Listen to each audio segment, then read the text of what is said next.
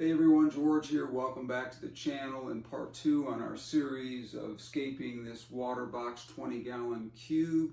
Today we're going to be working on the hardscape, which involves the substrate, the two different kinds of substrate that we're going to be using in here, also putting in the rocks, and really having some fun with getting this thing scaped.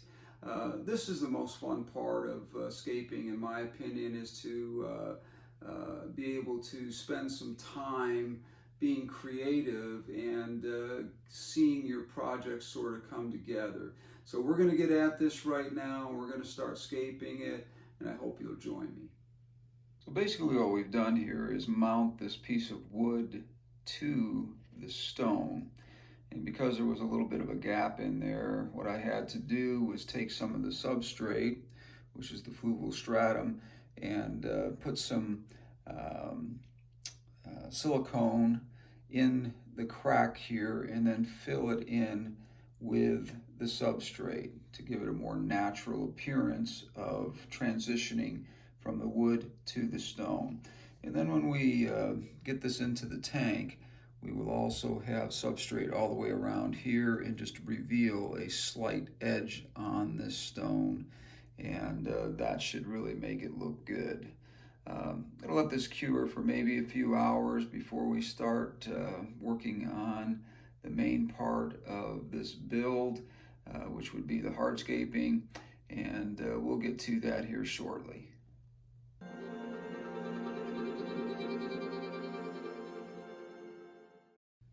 So as I said, we're going to be using two different substrates for this particular build, and the reason for that is one of those, which is made by Carib Sea, is called Floramax, and basically what we're going to be doing is using that as the main filler for the bottom portion of the tank here, and that's going to give us an opportunity to sort of build everything up before we put our final substrate in there.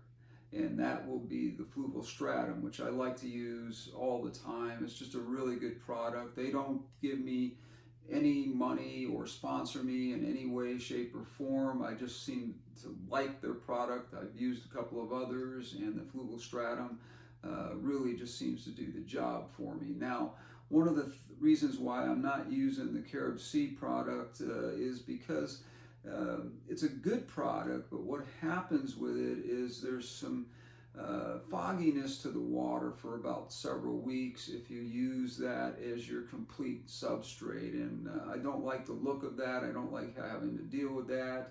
It's very hard on the filter, which is the new system being built up for its bio system and everything, and so I really don't like using that as the main product, but we are going to, like I said, be using two different substrates to get this project off the ground, and we're going to start doing that right now. So we've got our substrate going here, and we're going to go ahead and, like I said, use the Carib Sea Floramax as the first and base substrate in this. We're going to go ahead and get that going right now. This is a really good product for using, as I said, as a basically as a filler type product, and I use it all the time. So I will get pouring this in here.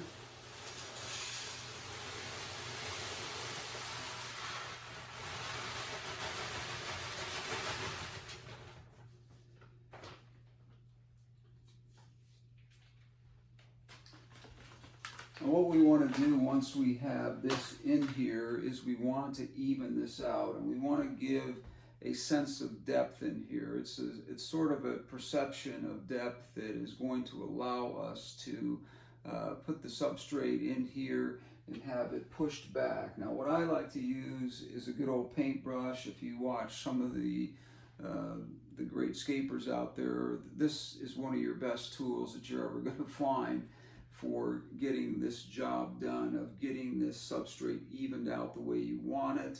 In this particular case, we're just going to have a lower front and a higher back. Now we do have also our fluval stratum here, which will go in last.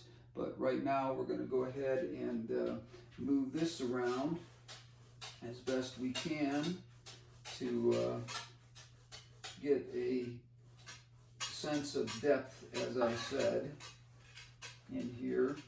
And you want to be careful a little bit because you don't want to scratch the glass. This substrate can be a little harder on glass than the fluval stratum, simply because of the way it's structured. It's a little bit heavier of a product, and we don't have to make this perfect because basically we're going to fill in as much of the front of this.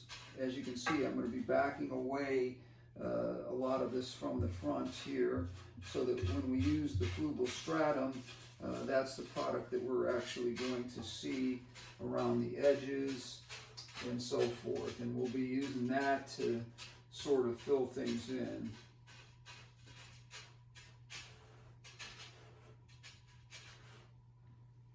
Sometimes you have to get in there and use your hand if things get a little bit too heavy, and that's okay. If you have to do that, it's not a big deal. But we're just trying to get this rock away from the front and sides of the glass, so that when we pour the fluval stratum in there, that's the rock that we're going to see down in the front area more than any other place. And that's sort of the goal here. And you're going to have to do the same thing on this side. Is just back it away and build it up as best you can, making this higher, of course. And it's going to be a little bit of work because it's really hard to get this stuff exactly the way you want it. But once you do, you're really going to appreciate the fact that you did it right, because it is going to make it look so much cosmetically better by just doing this. Now, we've got most of this away from here. We're going to work at this just a little bit more so that we do have a nice clean area here to work with, where the fluval stratum can be poured in here, and that is going to be our final product. And if you look all the way around the edge here, you can see, for the most part, with the exception of just a little bit in the front here, that I still need to work a little bit. The fluval stratum is going to go in here and it's going to fill in these little spots pretty well. Not real easy to get this stuff to stay up the top here. It doesn't have to be perfect, but we want to get as much of it in there as we can. I'm a bit of a perfectionist, so I apologize if I'm taking more time on this than you want to watch, but it's a good way to show you exactly where we're at. Now, the fluval stratum is going to go in next, and we're going to pour that around the edges first, so that we make sure we get all of this filled in before we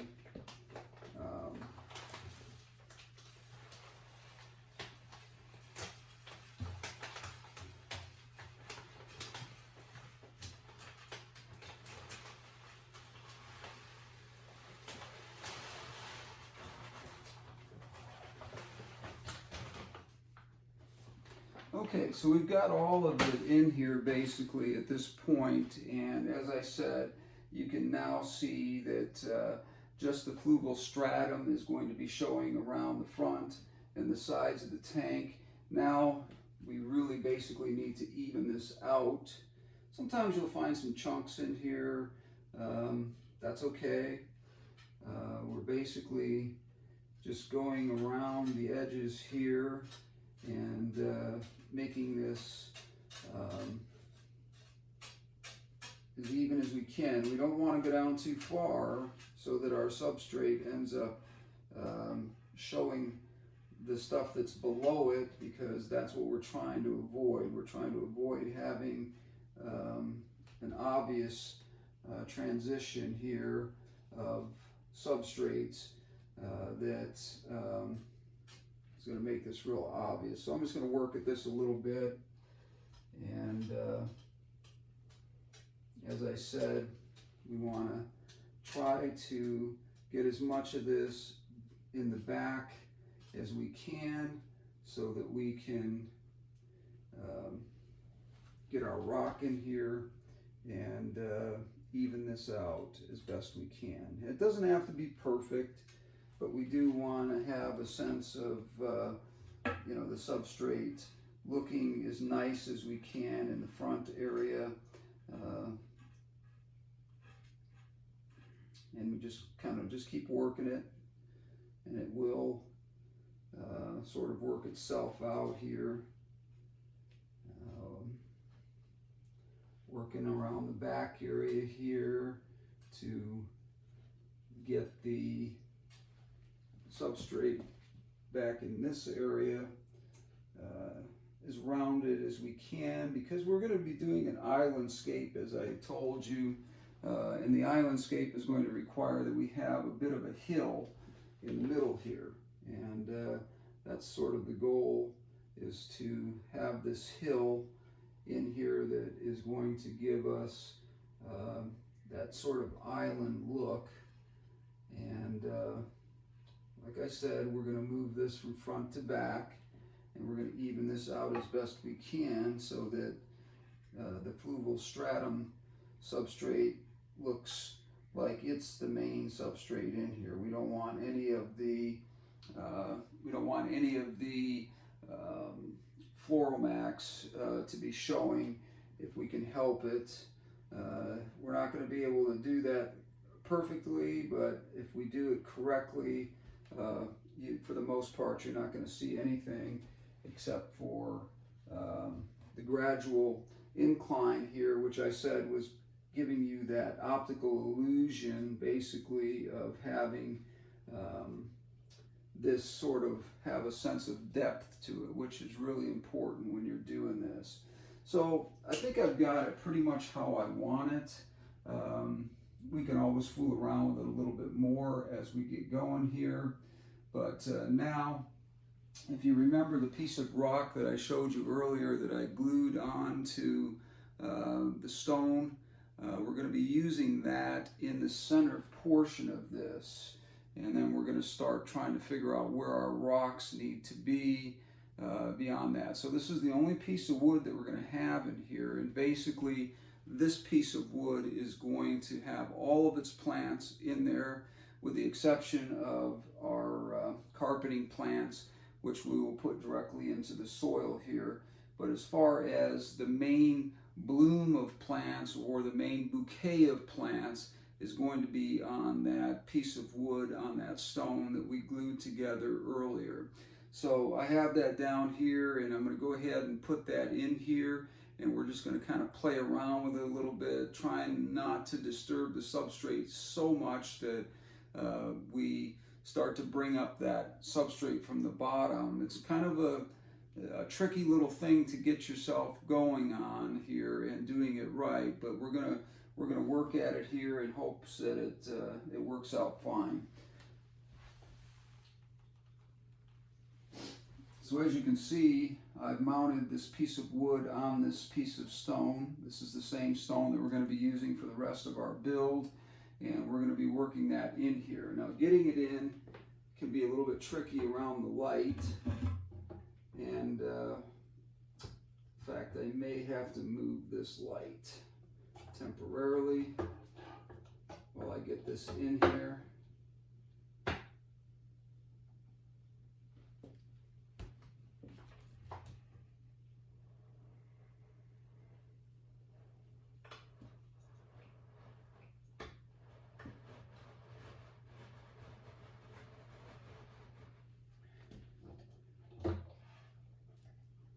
Put the light back on here so I can see what I'm doing. But as you can see, I've got this down in here pretty well. We're going to put it down even further by working it into the soil and taking the brush and working the soil around it to make it look more natural. Just have a natural flow here that is going to give us an opportunity to really have this look very natural. Now, as you can see, this has now become the main focal point of the scape, and we'll work the rock up into the area here so that it looks like a natural transition, and that's always helpful when we're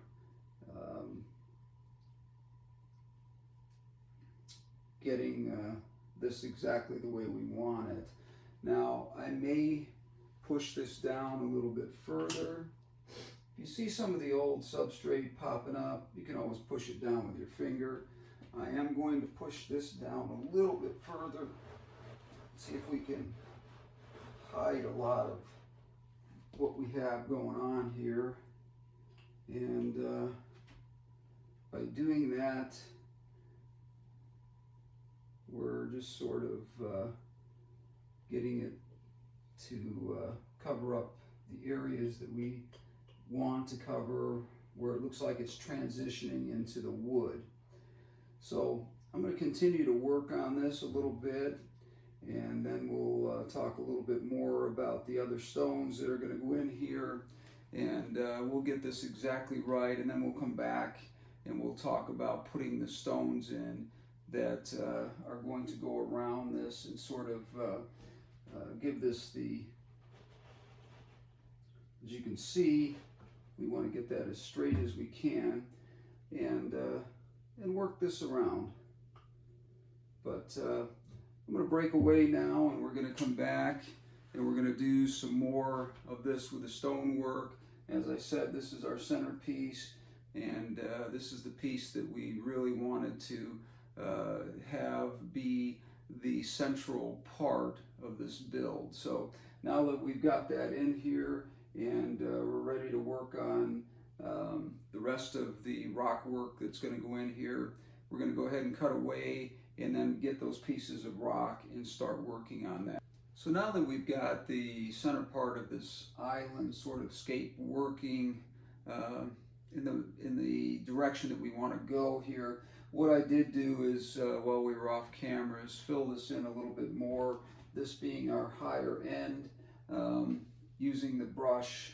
We're going to be using the brush a little bit more as we put more of these stones in here, but you can see that I have a selection of stones that I will be using to sort of scape this the rest of the way. Now, what we want to do is, if any of you are familiar with the rule of thirds or the golden ratio, then you know that that is working in this direction or this direction and having a rule of thirds in your tank. So basically, you're going to have one end that's slightly higher and heavier, and as you work down into this triangular sort of direction, that gives you your rule of thirds or your golden ratio.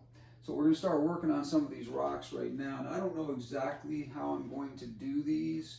The idea is to get them in here in a way that sort of looks natural. Now, one of the things you don't want to do is you don't want to use an even number of rocks unless you're using more than 7 or 8. Once you do that, then the eye doesn't see that there's an uneven, or there's an even amount in there. But I've got a bunch here, and I don't know exactly how I'm going to use them, but we're going to try to just sort of give this thing a sense of depth like I suggested, and by doing that, we are going to build this up in a way that sort of gives us that look that we're looking for here. Now, we're going to transition this by doing a little bit of moving of the rocks around. We don't want them all to be perfectly straight. We want them at a slight angle if we can get them that way, so that it looks more natural, bending forward or bending backwards, whatever looks best to you or feels right to you. But obviously we don't want them to look all straight. We want to have a sense of the rocks sort of taking on their own look here. So now I will probably be working with just a couple of these smaller pieces down in this area. We're just going to have to play around with this to get it right, but we'll get this sort of planted in here and pushed down in. Once we get it pushed down in, we can get an idea of how things are going to go. We can even it out with the brush later on. Now we have an interesting little piece right here, which may end up being something that we either put in here or to add a sense of depth right down in here, which I think is a great idea for this piece, because now we have that sense of scale where it's giving it a look that is three-dimensional, sort of. It's not exactly three-dimensional, of course, but it does give us that sense of working towards something that's kind of three-dimensional. Now you want to leave enough space here where you can get your hands in here to clean the glass, so you don't ever want to put rocks so close to the glass that you are basically fighting with the rocks or scratching your glass trying to clean it. Now these last two pieces here, we have 1, 2, 3, 4, 5, 6, 7 rocks here all together. So we have an uneven amount, which is great. We're going to try to work these in over on this side to give it a little bit of that natural look that we're looking for. I think that'll look good right there. And then this piece here, not too fond of this piece because of the color of it, but I think I am going to use that over in this area someplace so that we can have it laying where we want it to look like it has the actual rocks placed sort of in a natural way. We don't want them to look like they're just man-made and that we purposely put them in there in a certain way. So we're going to play with these a little bit. We're going to get them perhaps to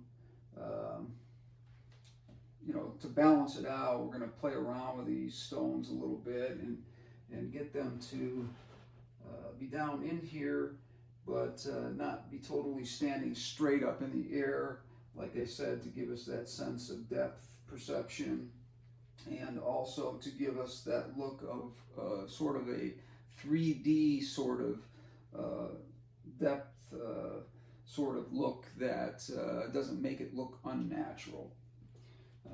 So you just have to keep playing with these things to get them exactly the way you want them. They're not going to necessarily fit perfectly, but if you don't like something, for example, I'm not real fond of the way this is looking, and it may be just because I don't like the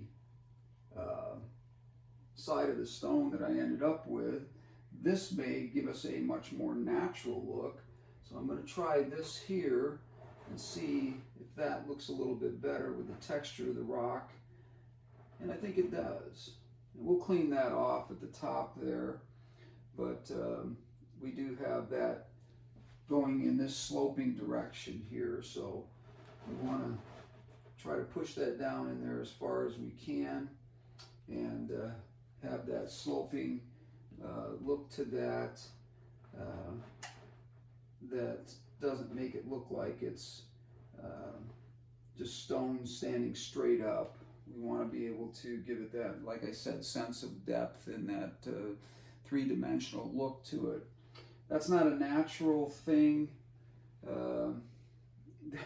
for a human being to put stones into a tank and not want them to look a certain way, but we want to sort of go by the laws of nature and sort of figure out the way these stones look best, as if they just sort of landed in this tank. And I may play around with this a little bit more before I settle on something, but this gives you a sense. And I like to stand back and look and make sure that what I have going on is something that looks good to me. And if I don't like it for some reason, you know, I can always move some things a little bit, because we're going to go in there and we're going to take our paintbrush again, and we're going to go in here and just sort of move things around again and make things as natural looking as we can. On this side, we're going to have to go back a little bit in this direction so that we've got that natural flow of the substrate back here, giving it that climbing look here that gives us that sense of depth. And it just takes a little playing around with it. Is basically what you end up with is you just kind of have to play around with what you got and see what you end up with. Now, this here, as I said, is going to be sort of looking like a layer of the substrate is naturally in there, and that's going to look really good, I think. And by the time we get our plants in here, it's going to make a real big difference on how this looks. If you don't like what you've done, it is so easy to just move things around and to get them to looking the way you want them to. You may look at this. What I like to do is take a couple of days, for example, and look at the rocks and make sure that those rocks are where they're supposed to be or look nice to the eye. This rock will change color. Once there is water in the tank, it'll be a much more deep red. I'm going to show you in the next video, before we put the water in this tank and we start planting, we're going to show you that the plants, when we're putting them in here, once we get the rock a little bit wet, it does change color. It's a deeper sort of red that we're looking for, and that's easily achieved by, you know, adding the water to it. It just changes the look of the rock completely by getting it wet. It's just like any stone that you wet down, it naturally has a totally different sort of look to it as far as the hue and the color and that sort of thing. So, like I said, I may play around with this, and when we come back to do the planting and put the water in this tank in part 3 of this series, you may see that I have moved some things around in here because I didn't necessarily like it after looking at it for a few days. But I do like to, like I said, take a look at it and make sure that what I'm ending up with is exactly what I intended for it to be. I want to thank you for watching today. Hit that like, hit that subscribe, and please leave some more comments because we're not done with this yet. We have some more things that we'd like to finish up in here. Maybe over the next few days, I'm going to take your comments as far as the rocks, the way they look once I download this, and get your ideas or opinion on whether or not these rocks look natural to you. And also, like I said, I'm going to take a look at it too. If I don't feel that they look natural, then I will move them around a little bit. So this may not be exactly the way I'm leaving it right now when we come back to do the planting in part 3 of our series. But thank you for watching, and I hope that you'll join us when we get back to doing part 3 of this planting of this WATERBOX 20-gallon cube here. And I want to thank you for joining me today, and we'll be getting to this part 3 here soon.